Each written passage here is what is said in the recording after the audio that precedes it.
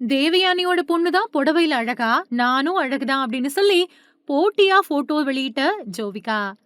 தேவயானி பொண்ணு தான் புடவையில அழகா, நானும் அழகுதான் அப்படின்னு போட்டோக்களை வெளியிட்டிருக்காங்க ஜோவிகா. நடிகை வனிதாவோட பொண்ணான ஜோவிகா விஜயகுமார் விஜய் டிவில பிக் பாஸ் நிகழ்ச்சியின் மூலமா ரசிகர்கள் மத்தியில பிரபலமானாங்க. பிக் பாஸ் வீட்ல இருந்து வெளியே வந்த ஜோவிகா தன்னோட அம்மாவை ஹீரோயினா வச்சு மிஸ்ஸஸ் அண்ட் மிஸ்டர் படத்தை வனிதா புரொடக்ஷன் மூலமா தயாரிச்சாங்க.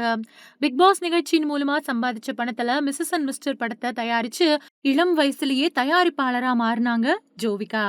மிஸ்ஸஸ் அண்ட் மிஸ்டர் படத்தோட இசை வெளியீட்டு விழாவுக்கு வந்திருந்த ஜோவிகா பாவாடை தாவணியில வந்திருந்தாலும் அது கவர்ச்சியா இருந்ததால நிறைய பேரு அவங்கள ட்ரோல் பண்ணாங்க. தேவயானியோட பொண்ணு இனியா எப்படி அடக்கமா இருக்காங்க, ஆனா வனிதாவோட பொண்ணு பாருங்க அப்படின்னு நிறைய பேரு கமெண்ட் பண்ணிட்டு வந்துட்டு இருந்தாங்க.